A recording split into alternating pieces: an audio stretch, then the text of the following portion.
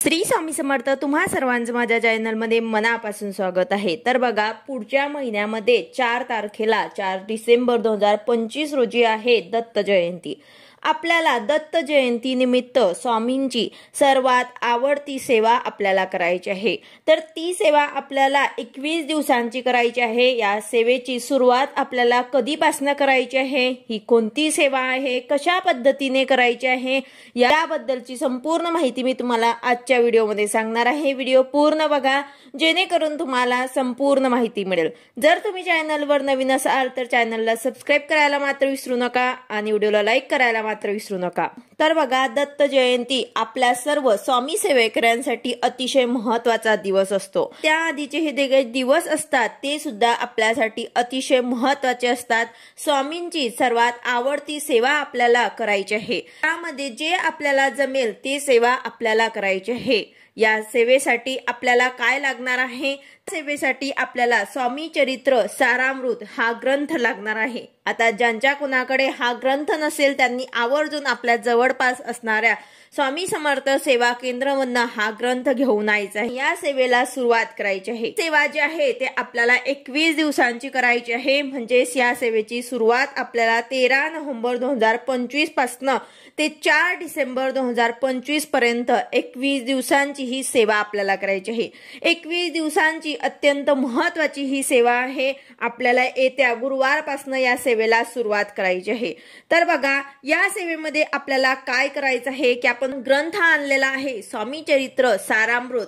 ह्या ग्रंथाचे आपल्याला 21 पारायण करायचे आहे। 21 पारायण करणे म्हणजेच काय, एक पाठ पूर्ण करायचा असतो। एका दिवसाला पूर्ण ग्रंथ जो आहे तो पठण करायचा असतो, याला म्हणतात एक पारायण करणं। तर असे आपल्याला 21 दिवसांची ही सेवा करायची आहे। 21 दिवसांमध्ये आपल्याला 21 पारायण करायचे आहे। अति उच्च कोटीची सर्वात महत्त्वाची ही सेवा आपल्याला सर्वांनी करायची आहे। सर्वजण प्रत्येक वर्षी ही सेवा आपण करत असतो, तर अशी सेवा आपल्याला या वर्षी सुद्धा करायची आहे। तर बघा, या सेवेला आपल्याला 13 तारखेपासून सुरुवात करायची आहे। आता ही सेवा आपल्याला संकल्पयुक्त करायची आहे। केव्हा आपण संकल्पयुक्त सेवा करत असतो त्याचे फळ आपल्याला नक्कीच मिळत असते। असं नाही की संकल्प नाही घेतला तर आपल्या सेवेचं फळ आपल्याला मिळणार नाही, पण संकल्प घेतला तर आपण त्या सेवेमध्ये आपण बांधले जातात। म्हणजेच काय, तर ती सेवा आपल्याला पूर्ण करायची आहे असं आपल्या मनामध्ये असतं की बाबा आपण संकल्प घेतलेला आहे, ही सेवा आपल्याला पूर्ण करायची आहे।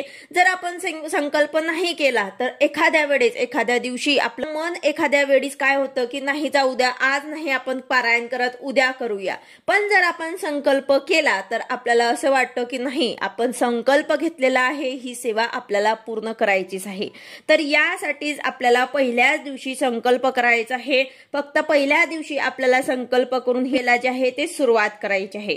तर बघा, आता 13 तारखेला गुरुवार सुद्धा आहे, अतिशय महत्त्वाचा दिवस आहे। या दिवशी आपल्याला काय करायचं आहे, आपल्याला संकल्प करायचा आहे, कारण संकल्पयुक्त सेवा केल्याने त्याचे पुण्यफळ आपल्याला मिळतच असतं।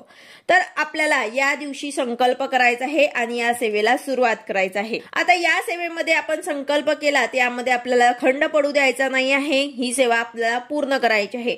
पण काही कारणावश जर सुतक विटाळ आलं तर ते दिवस आपल्याला स्किप करायचे आहे आणि पुढे आपल्याला सेवा जी आहे ते कंटिन्यू करायची असते।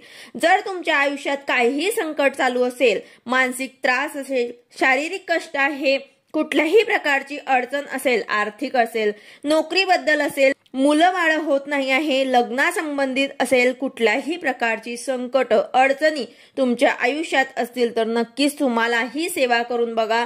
नक्कीच यामधून तुम्हाला मार्ग मिळेल। आता तुम्हाला पहिल्या दिवशी संकल्प करायचा आहे, तर संकल्प कसा करायचा आहे हा सुद्धा व्हिडिओ आपल्या चॅनलवरती आहे, तो सुद्धा तुम्ही बघू शकता। आता मी तुम्हाला सांगते की बघा, आपल्याला संकल्प करण्यासाठी पहिल्याच दिवशी आपल्या देवघरासमोर, आपल्या देवघरामध्ये स्वामी समर्थ महाराजांची मूर्ती किंवा फोटो असेलच त्यांच्या समोरच आपल्याला बसून ही सेवा करायची असते। तर तिथे बसून आपल्याला उजव्या हातामध्ये आपल्याला थोडंसं पाणी घ्यायचं आहे, तांदूळ घ्यायचे आहे आणि एक फूल घ्यायचं आहे आणि आपलं नाव, आपलं गोत्राचं उच्चार करत आपलं जे काही सेवा आपण करणार आहे ते आपल्याला सांगायचे आहे। किती दिवसांची आपण सेवा करणार आहे, तुमची कोणती अडचण आहे किंवा तुमची कोणती इच्छा आहे, त्यासाठी तुम्ही ही सेवा करत आहात, हे सर्व तुम्हाला तुम्हाला जसं जमेल त्या प्रकारे तुम्हाला बोलायचं आहे आणि स्वामींना तुम्हाला प्रार्थना करायची आहे आणि ते हातातलं पाणी जे आहे ते ताम्हणमध्ये सोडायचं आहे. त्यानंतर तुम्हाला सेवेला सुरुवात करायची आहे. आता ज्यांच्या आयुष्यात काही अडचण नाही अशांनी सुद्धा ही सेवा करायची आहे. ज्यांच्या आयुष्यात सर्व काही व्यवस्थित चालू आहे त्यांनी सुद्धा ही सेवा आवर्जून करायची आहे. कारण ज्यांच्यामुळे आपल्याला काही अडचण नाही असे आपले स्वामी समर्थ महाराज, त्यांच्यासाठी तुम्हाला ही सेवा करायची आहे. आणि पुढेही तुमच्या आयुष्यात काही अडचण संकट येऊ नये म्हणून आवर्जून ही सर्वात उच्च कोटीची स्वामींची सेवा नक्की करायची आहे. आता आपल्याला ही सेवा जी आहे येत्या गुरुवारपासून सुरू करून 4 तारखेपर्यंत स्वामी चरित्र सारामृत पारायण करायचे आहे. 1 दिवसाला पूर्ण स्वामी चरित्र सारामृत हे ग्रंथ जे आहे ते आपल्याला पठण करायचे आहे. यात 21 अध्याय असतात. हे पूर्ण आपल्याला पठण करायचे असतात. आता पारायणाला सुरुवात करण्याआधी आपल्याला घरात किंवा मठामध्ये, त्याचबरोबर या दिवशी गुरुवार सुद्धा आहे तर तुम्ही मठामध्ये सुद्धा एक नारळ, खडीसाखर ठेवून महाराजांना प्रार्थना करू शकतात. किंवा मग तुम्हाला जाणं शक्य नसेल तर घरात सुद्धा तुम्ही एक नारळ आणि खडीसाखर ठेवून महाराजांना प्रार्थना करा की जी काही मी सेवा करणार आहे हे 21 दिवसामध्ये ते निर्विघ्नपणे पार पडू द्या, अशी तुम्हाला स्वामी समर्थ महाराजांना करायचे आहे. आणि संकल्प घ्यायचा आहे. तुमचं नाव, गोत्र, त्यासाठी तुम्ही ही सेवा करताय सगळं तुम्हाला स्वामी महाराजांना सांगायचं आहे.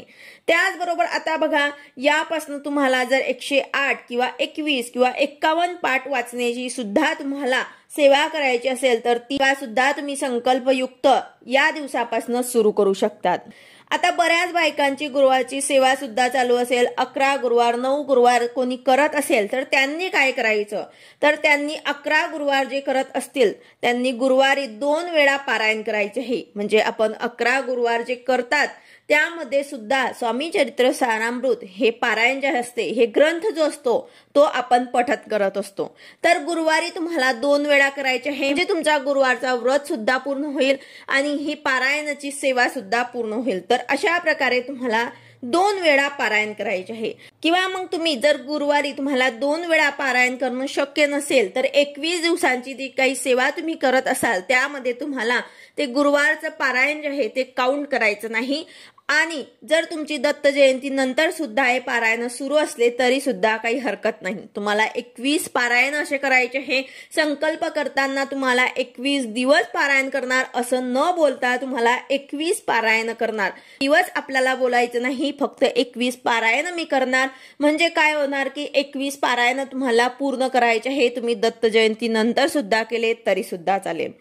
आता त्याचबरोबर तुम्हाला 11 वेळा तारक मंत्र सुद्धा या दिवसांमध्ये तुम्हाला करायचं आहे. ही सेवा अत्यंत महत्वाची आहे. 11 वेळा आपल्याला तारक मंत्र म्हणायचे आहे. तारक मंत्राची आपण 1 ग्लास मध्ये पाणी घेऊन त्यावर आपल्याला उजवा हात ठेवायचा आहे आणि 11 वेळा तारक मंत्राचा पठण करायचं आहे. हे तीर्थ सर्वांनी प्राशन करायचं आहे. ही सेवा सुद्धा अत्यंत महत्वाची आहे. ज्यांना कोणाला काही जमत नाही त्यांनी ही सेवा केली तरी सुद्धा चालेल. जे कोणी आजारी असतील, मानसिक असतील, शारीरिक असतील त्यांनी ही सेवा केल्यावर त्यांना नक्कीच अनुभव येत असतो. तीर्थ जे असतं ते अत्यंत महत्वाचं असतं. तसेच आपल्या घरातल्या लहान मुलांना सुद्धा द्यायचं असतं. ते चिडचिड करत असतील त्यांना सुद्धा तुम्ही हे तीर्थ जर दिले तर त्यांच्या स्वभावामध्ये सुद्धा फरक जाणवेल. त्याचबरोबर यानंतर आपण 11 माळी श्री स्वामी समर्थ हा मंत्राचा जप सुद्धा करू शकतात. आपल्याला दत्त जयंतीपर्यंत जे काही सेवा असेल, जे काही सेवा आपल्याला शक्य होईल ते सेवा आपल्याला करायची आहे. तर अशा 3 प्रकारच्या सेवा आहे. स्वामी चरित्र सारामृत 21 पाठ आपल्याला करायचे आहे. तारक मंत्र आपल्याला 11 वेळा म्हणून ते तीर्थ आपल्याला तयार करायचं आहे किंवा 11 माळी श्री स्वामी समर्थ या मंत्राचा जप करायचा आहे. आता यामधनं तुम्हाला जे जमेल ते सेवा तुम्हाला करायची आहे. तर बघा, यामधनं जे काही तुम्ही सेवा कराल तर नक्कीच तुमची इच्छा जी आहे ते पूर्ण स्वामी समर्थ महाराज करतीलच. त्यामध्ये तुम्हाला काही नियम सुद्धा पाळावे लागतील. तुम्ही कुठलीही सेवा संकल्पयुक्त करा किंवा संकल्प नका करू, पण सेवा करताय तर तुम्हाला मांसाहार पूर्णपणे बंद करायचा आहे। तसेच ब्रह्मचर्याचे पालन करण्याची गरज नाही, कारण या वेळेस काय होतं की काही महिला जे आहे ते मुलं बाळ होण्यासाठी सुद्धा ही सेवा करत असतात। त्याचबरोबर तुम्हाला परान्न जे आहे ते पूर्णपणे वर्ज करायचं आहे। तर अशा प्रकारे सर्वात उच्च कोटीची सेवा जी आहे ते आपल्याला करायची आहे। आपल्या घरामध्ये स्वामी चरित्र सारामृत पठण करणं अत्यंत महत्त्वाचं आहे। जिथे कुठेही ही सेवा घडेल तिथे स्वामी समर्थ महाराजांचा आशीर्वाद नक्कीच राहील। आता ही पारायण तुम्हाला एका बैठकीतच पूर्ण करायचं आहे, पण ज्यांना कोणाला शक्य नाही त्यांनी उठता बसता केलं तरी सुद्धा चालेल। पण बघा, आता 700 श्लोकी स्वामी चरित्र सारामृत अत्यंत लहान आहे, तसामध्ये आपण पठण करू शकतो। एका बैठकीतच आपल्याला हे पूर्ण पठण करायचं आहे। जर लहान मुलं असतील तर अशांनी उठता बसता केलं तरी सुद्धा चालेल।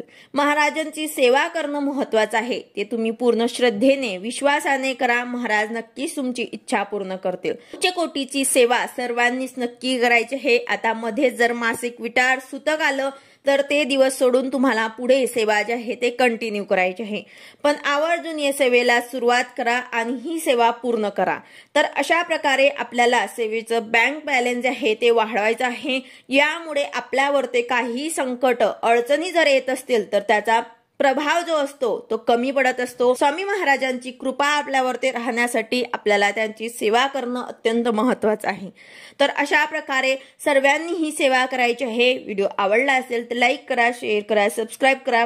भेटूया अशाच नवीन व्हिडिओ सोबत। श्री स्वामी समर्थ।